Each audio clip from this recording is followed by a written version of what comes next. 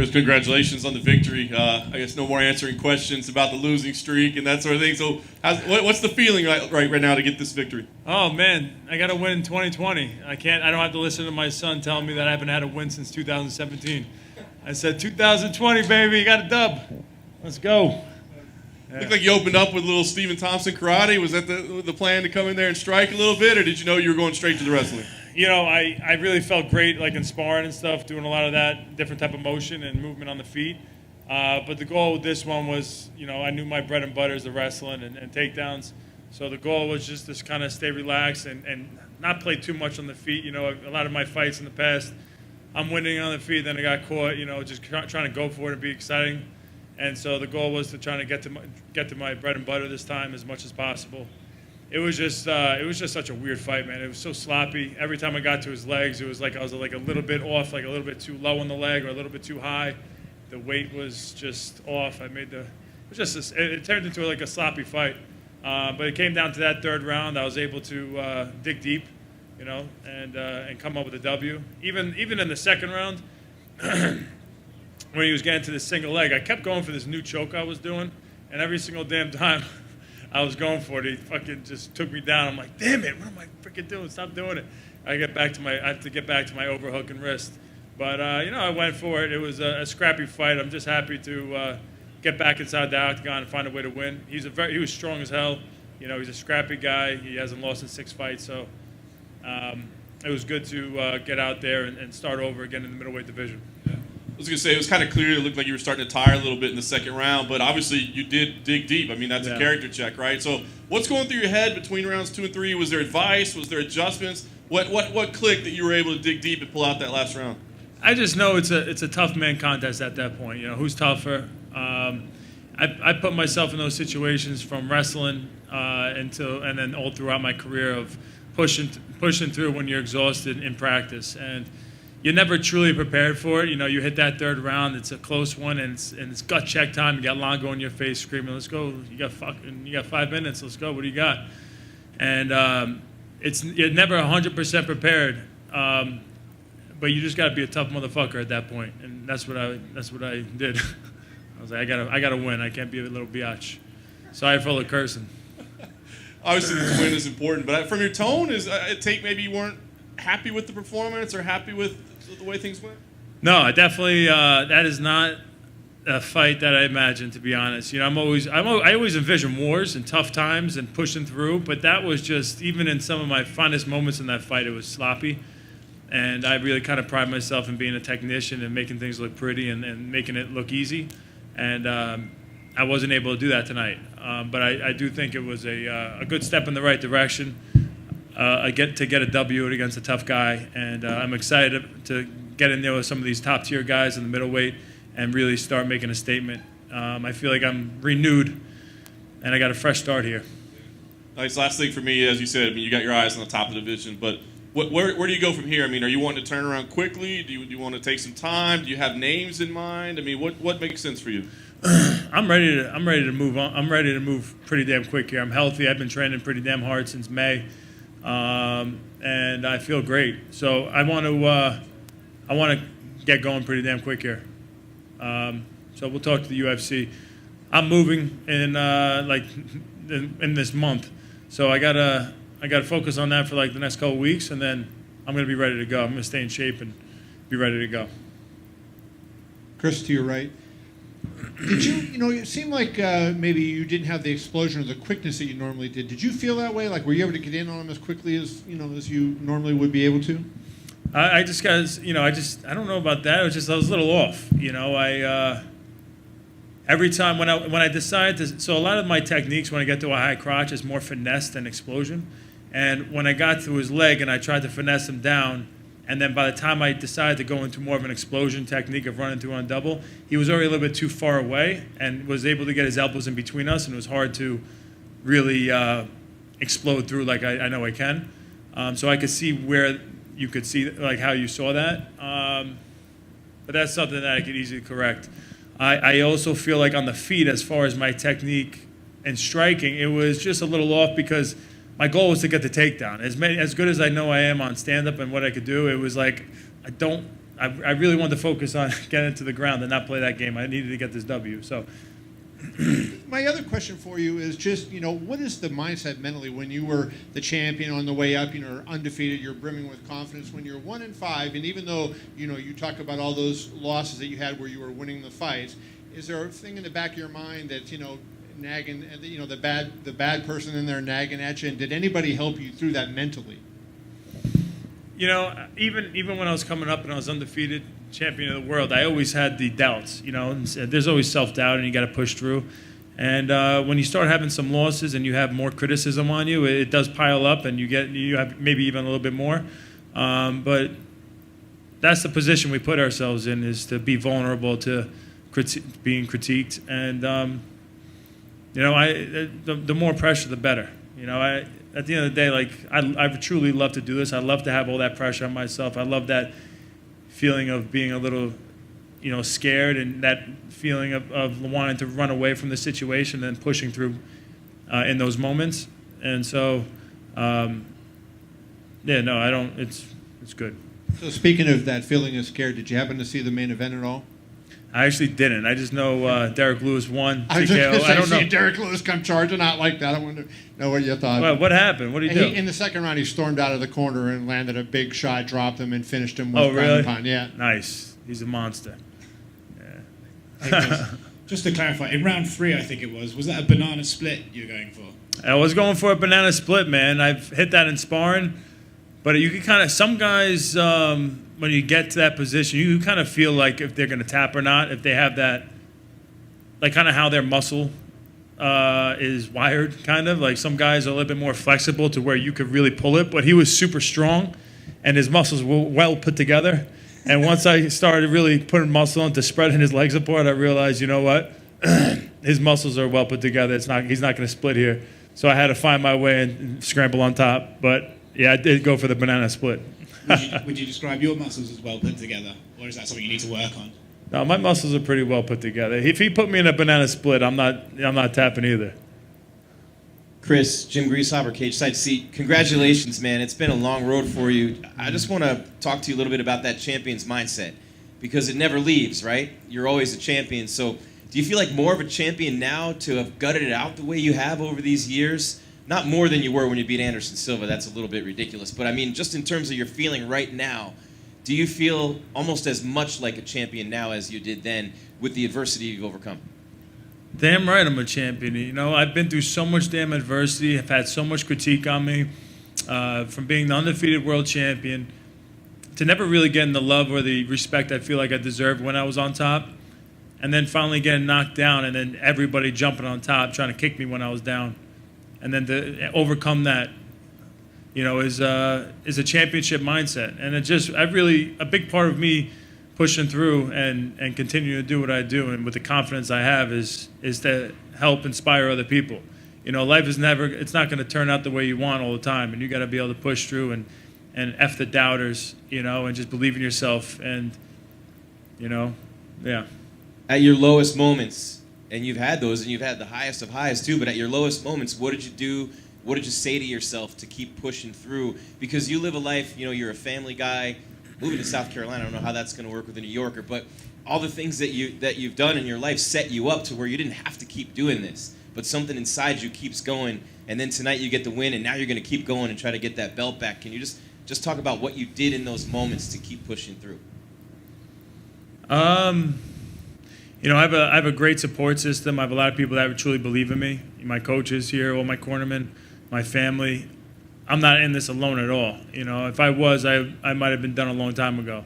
But I have a lot of people who truly believe in me and know my potential, and I'm not done showing the world what I'm capable of.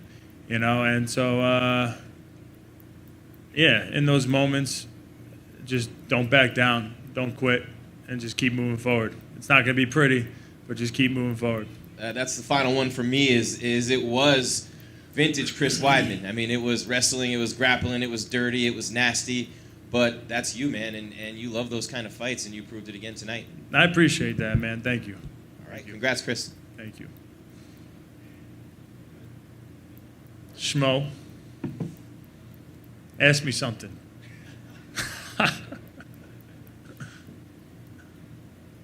Better be good, too. How much do you have to pay Aljamain to be in your corner for this fight? Because I know you weren't cornering him in his last fight. Yeah, I wasn't invited. You know, I did say to him before his fight, I was like, listen, I am there for you if you need me. And he was like, I'm good, man. Thanks, bro. I appreciate it. But to have him in my corner was awesome. You know, I wanted to bring some of that juju he started back in, when he just fought Sandhagen. You know, I wanted to go across the octagon, just grab him, throw him on the cage, pull him down, and rear naked choke him within like 30 seconds without being punched once. But ended up being a pretty damn sloppy fight grind.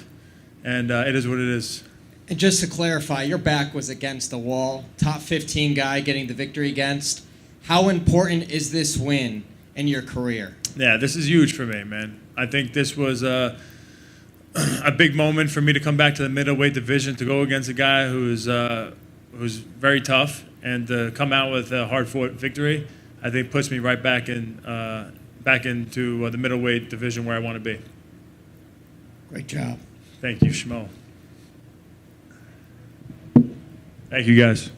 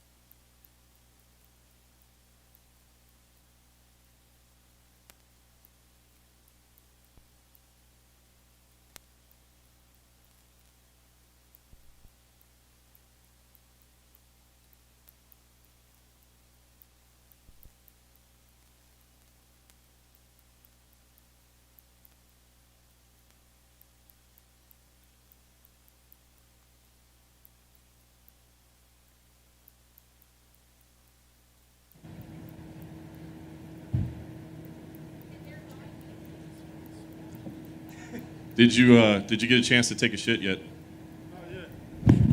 Not yet. We'll keep it brief then for you. Yeah, come on. Listen, that was a big victory over a tough guy, and you got tested, having to go to his world. So racking up a victory like that, how do you feel after it? I feel good. He fought just like we thought he was going to fight. The submission defense by him holding my neck like that, and that's what we practice all week and really the last 2 weeks. We're just trying to keep my elbow tucked and turn into him. Because we seen him do that bulldog choke. You don't want to get tapped out, nothing like that. So I couldn't tap. I can't imagine the game plan included any bit of going to the ground and getting in a submission battle with him. But you did. Obviously, you were down there for quite a bit. What was going through your head at that time? Was there any panic or concern? Did you feel like you were okay? What was it? I was wishing there was crowds in the stands because I was snorting. Like making funny noise while you're choking the hell out of my neck. And I was like, damn, I'm making too much noise. I wanted they could hear it on TV. So I can't tap like that. And I know my kids watching. They're going to tease me forever.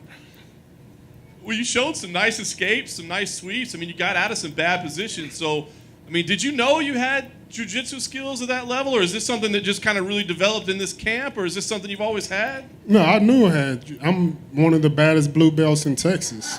Not in the world. I probably am baddest blue belt in the world, right, Joe? I got a stripe tonight, so we'll see. Keep underestimating.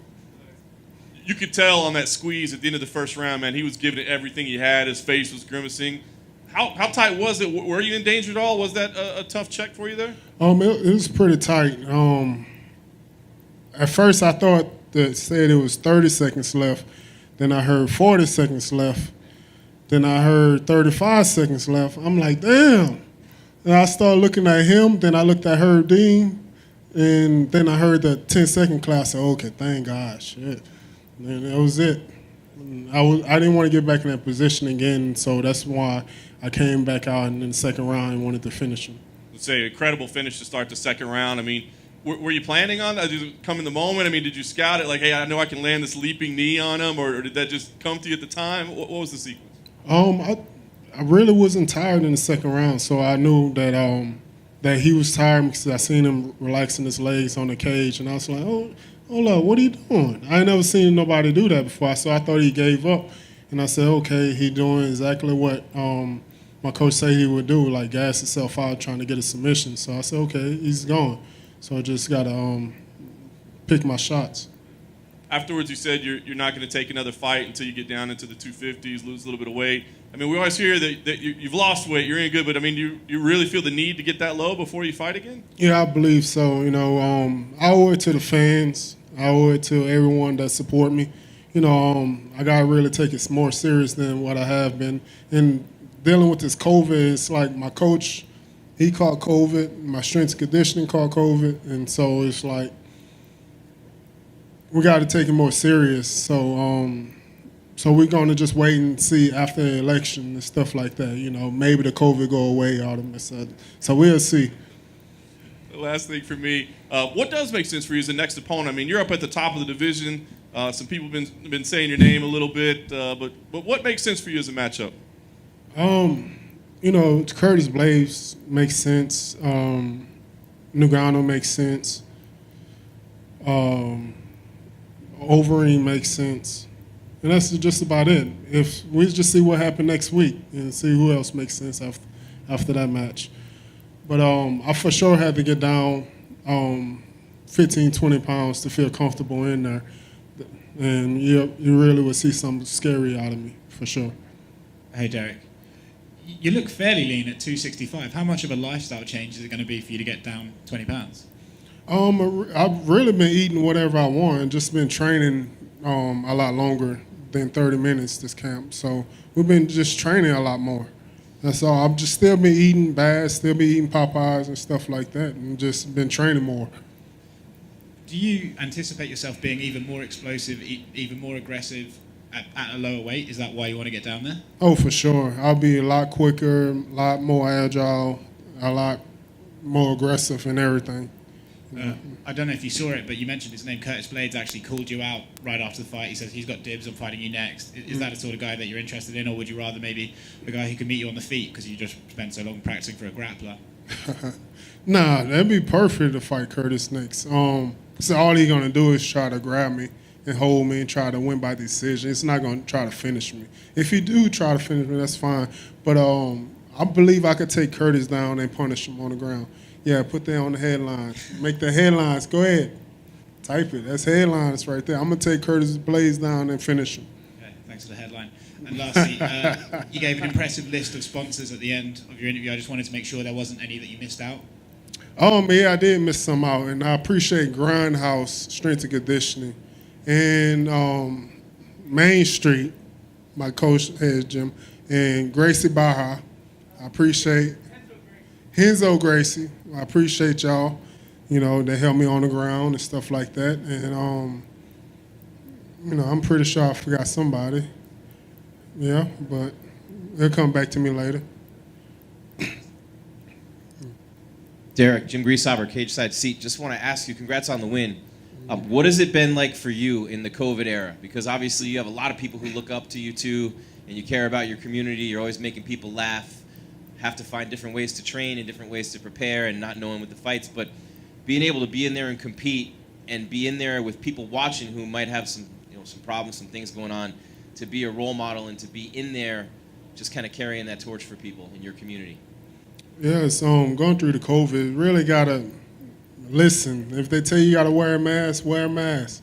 You know, they tell you can't come in to this facility or whatever without wearing a mask or touching people, stay 6 feet apart, just do it. You know, me dealing with this, it's like I just had to listen to whatever they told me to do because of my kids. It's like, God forbid, for anything happening to my kids, my wife and family and stuff like that, if I get them sick by me being stubborn, then it'll be pissed. I'll be pissed for sure.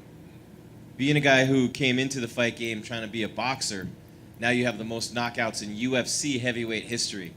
Did you ever think you'd be there, and what does it feel like to know that you came in and you've accomplished that already? Yeah, it's crazy. You know, no, I still can't believe that I got the most knockouts. And I don't know, it's just a crazy feeling, you know, because all the great heavyweights before me, you know, it seemed like Shane Carwin just knocking everybody out in the first few minutes of the fight. And watching Brock Lesnar and Cain Velasquez, all those guys for all these years, then seeing that they never had accomplished what I did, and just like, I just really got to be humble about it, you know, and got to keep on going because I still got a lot left in the tank. What are you going to do these next couple weeks? Any celebrations, any trips, anything like that? We're going to go to Austin and probably buy a deer lease out there. I don't know if you're a hunter or not like that, so I'm interested in buying a couple of 100 acres in Austin, Texas. Nice. Congrats. Yeah, thank you. Appreciate it.